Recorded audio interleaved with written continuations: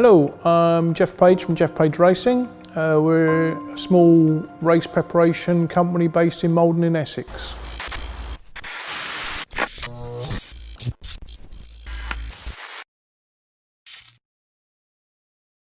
Passion for motorsport started really with my parents. My father was heavily into motorsport when I was a young kid back in the 60s. We used to go as a family to various race meetings, whether it be bikes or cars. In those days I lived up in the Midlands, so Mallory Park was our local track, and we would do a bike meeting one weekend and a car meeting the following weekend. From a relatively early age, there was three things I wanted to do when I leave school. One would have been a fighter pilot with the RAF. Basically I wasn't clever enough for that. The other one was, believe it or not, a vet, because I have a big passion for animals, still do even today. And the third one was a Formula 1 mechanic. And in 1985 I got the opportunity to work for Tyrrell, and I was one of the crew that built the first turbo Tyrrell, which was the 014 with the Renault, in the days when Martin Brundle and Stefan Beloff were the two drivers. From the beginning, at the age of 13, when I started to get involved with go-karts, my father said to me, "Okay, Geoff, you can race a go-kart, I'll back you on that, but I want you to save your own money." It took me a year to save £50. Once I got my £50, my father put an advert in the karting magazine, wanted go-kart for enthusiastic youngster, maximum £50. At the age of about 14, I started working in a local garage up in Ilkeston in Derbyshire, and then a little while after that my father was poached or headhunted to come down to Essex, and the family moved to Essex, and I started working for a guy called Alan Collins, and through Alan Collins I got to know Terry Hoyle. It ended up I was working for Alan in the day and Terry in the evening. Working for Terry in the early 80s, it was the end of, or the latter end of the Group 4 Escort era, so we were still doing a lot of BDA, BDG, BDXs, Opel Manta 400s. We did the engines for Rothmans, for Dave Richards, for the SCRS Porsche. We did the little Citroen Visa Mille Piste, which was a little four-wheel drive Citroen that they built back in those days. And then we naturally progressed, as Terry was an ex-Boreham guy, naturally progressed to the RS 1700T, which was the Group B rear-wheel drive Escort that Boreham were trying to produce to compete in World Championship. Back in the early 80s, Ford were trying to produce their Group B car, and the initial idea was to have a Group 4 Escort replacement, which was in fact called the 1700T, which was a Mark III Escort, rear-wheel drive with a Hoyle transmission at the rear, and a RS 1700T, which effectively was a BDT, in the front end. We were involved with some of the development on the dyno for that engine for Ford, and then what actually happened was this German company called Audi, they entered a car to a rally one particular weekend, which was this amazing four-wheel drive car which they'd called a Quattro, and it went out the first time in a big event and dominated the event and won the event. And then there's a famous story of Peter Ashcroft, who was the manager at Ford Motorsport at Boreham in the day. On the Monday morning after Audi had dominated the rally at the weekend, Peter Ashcroft got the engineers around the table and literally was banging the table saying, "That's the end of the RS 700T project, that's the end of the Le Mans project," which was the C100, which I was also involved with partly on the engine side. Peter said that, you know, we've finished now these two programs, and any funding we have goes into developing or building and developing a four-wheel drive car for Group B, which we all know today became the RS 200. And he gave his engineers a very, very short timescale, short period of time to in fact build the first prototype RS 200.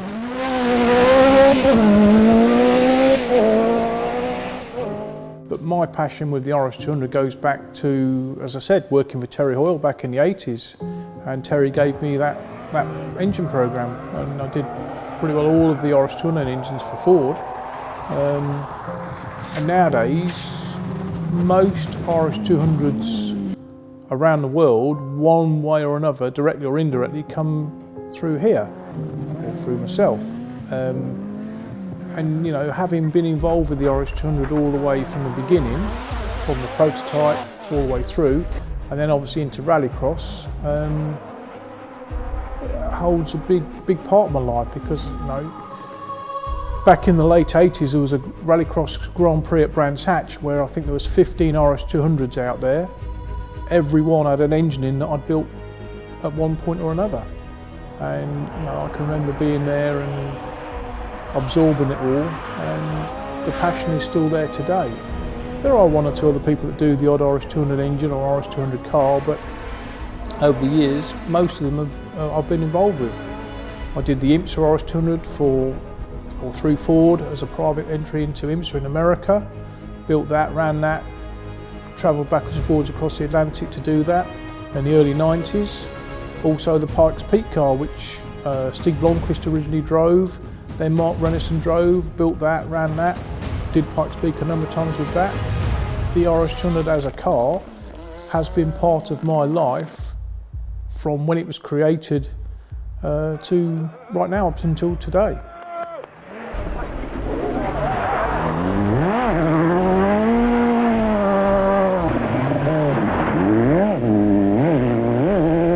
When you're working and you're doing your job, you don't appreciate, but certainly when you think back, you start to think, you know, I built the engine for that car that won that rally, the car that competed in this event we did the engine for, the first Rallycross engines, I did that, the first IMSA engines, I did that.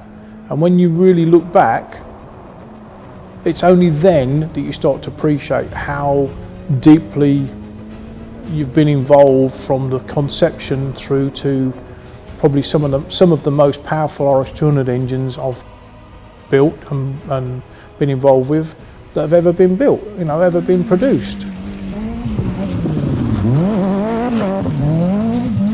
And people talk about it and look at the videos today of the RS200 through the forest or 6R4 through the forest, and I built that engine in that car, I did that event. At the time, it's just a job. And I can think of the first year I did Le Mans, you know, I ran 2 cars at Le Mans in 1987 as the engine track support engineer. I just did it.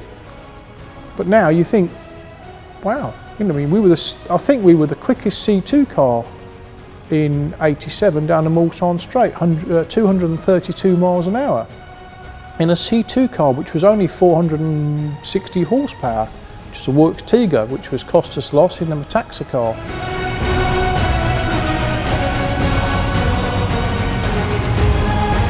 Basically, when the Group B era finished, the FIA cancelled Group B, and then the next natural progression was Group A. So we stopped doing the development on the Group B cars, or Group B engines in my case.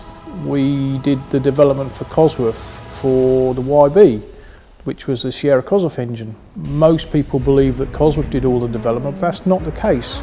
Most of the rally development for what we call the Phase 2 rally engine was done locally again to where we are now in Malden in Essex by Terry Hoyle Limited.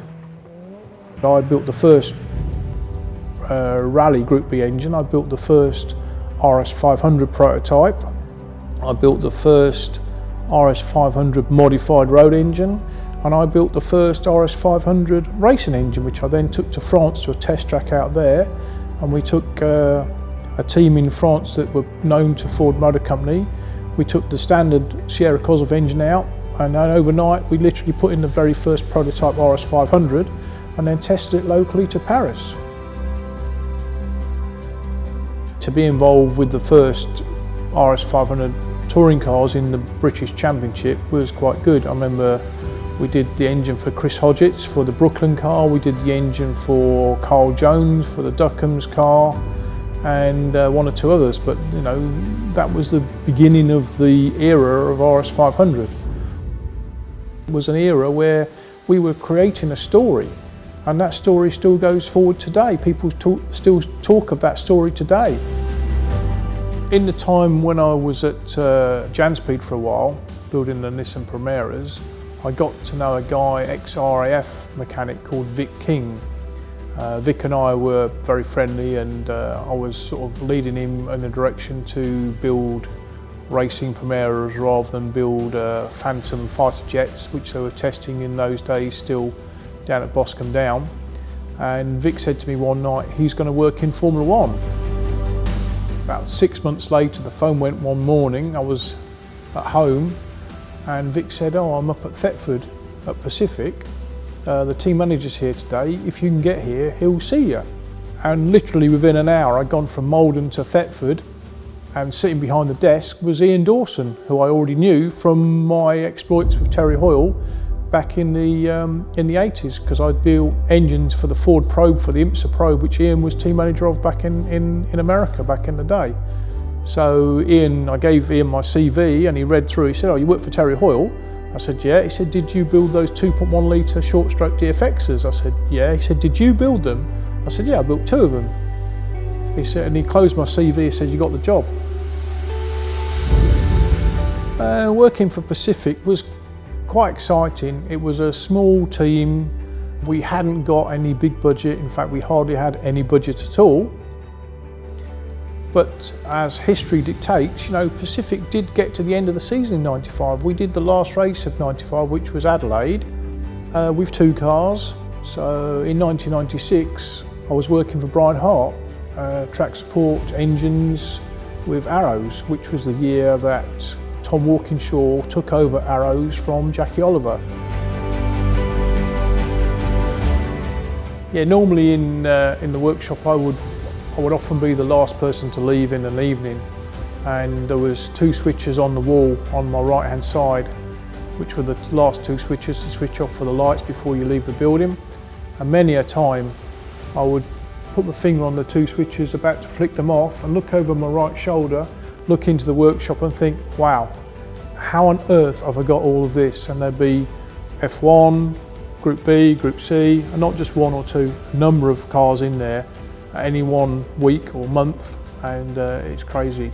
One that springs to mind straight away is the ex-Harry Vatanen Pikes Peak 405 Peugeot, which we look after. That's a special car, very, very famous car, as we all know from the Climb Dance video. Another one that springs to mind that came to me from Cologne, from Toyota, was a Toyota TS10 Group C car, which is a 3.5 litre Toyota, which we got running onto a different ECU, a Life ECU, Life Racing. Another one which I quite enjoy thinking back of, Michael Schumacher's last Group C Mercedes, which was a C292. Very exciting car, flat 12, normally aspirated car. And all sorts of GT cars, from Lamborghini Gallardos, CanAm cars, from McLaren. And it just gets too many to even think back on. I have a fairly direct emotional attachment to most of these cars. Anything with a Ford badge on, emotionally attached to. 6R4, emotionally attached to. Audi Quattro, I mean, we've done S1 Quattros, emotionally attached to, because I was there back in the day. You know, I touched on the fact of doing that Toyota TS10. It's now currently back at the museum in Cologne with Toyota, and the guys that work there in its period tell me it works better now than it ever did. Things like that's a massive, massive hype, massive bonus, massive emotional thing for me, to be told by the Toyota mechanics that built these Group C cars back in their day that it now works better. Since you've done it, Geoff, it works better than it ever did. I'm thinking, wow, you can't get much better compliment than that. It's amazing, absolutely amazing. Get emotionally attached to all of them. You treat them all like your babies. This particular car to my right here, over my shoulder, that's a 1992 Dallara Ferrari, so it's a 3.5 litre Ferrari V12. This particular car is still on its original Morelli ECU, and right now we've got no reason to change that because it still works fine. The problem we have with running it is we've got no communication with the car. We've got no communication with the ECU. It's purely on feel and experience that we get away with running the car in anger. Everything we do bar none, if we have any choice, or the choice is ours, it will be on a life ECU, life racing.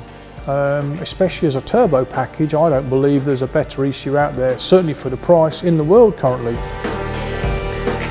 If you look forward to where the direction we appear to be going in today, the Formula One cars that we've been dealing with for the last 8 or 10 years, we brought them back to life. People now appreciate that a car that's a non-runner has a value. But by getting that car running, by investing some time and money into that car, the value changes. And on some cars, the value can change considerably for a relatively modest amount of investment. Some people put money in oil paintings, in gold, in diamonds, or whatever your passion is. But if you're a petrol head and you're a Formula One nut, people are realising that Formula One cars are not a bad place to be right now. Where do I see GPR going in the short to medium term? I think we carry on as we are. We make the best job we can do of these cars, make them run reliably. I mean, where you tick the boxes, a Formula One car, doesn't matter if it's a turbo car or a normally aspirated car. What has to happen is it has to go to an event, it has to start every time on the button, it has to idle properly, it has to be drivable, it has to be reliable, it has to not leak oil or water. And basically, when you prepare these cars, your preparation is done in the workshop. When we take these cars to events, we don't expect to ever have to lay a spanner on these cars at an event, because all of our work's done in the workshop. And if you do your job correctly, all you're going to do is spanner check it, basic spanner check, make sure nothing's coming loose, put fuel in, warm it up and go. There's nothing better than going to an event of some pedigree, some calibre, and seeing your Formula One car work. And people will come up to you and say, wow, does that belong to you? Or wow, you know, how did you come across this? Or where did this start? And then people have got a story. Oh, I found this Formula One car in a workshop somewhere. I found this character called Geoff Page. Geoff, can you rebuild the car for me? Can you make it work again? Can you make it live and breathe again? Yeah, we can do that. And that's what we do. And that's what we've been doing for 10 or 12 years. People will come, say, will you or can you make it work again? Can you bring it back to life? Yes, we can. And we haven't so far had an issue where we haven't achieved that.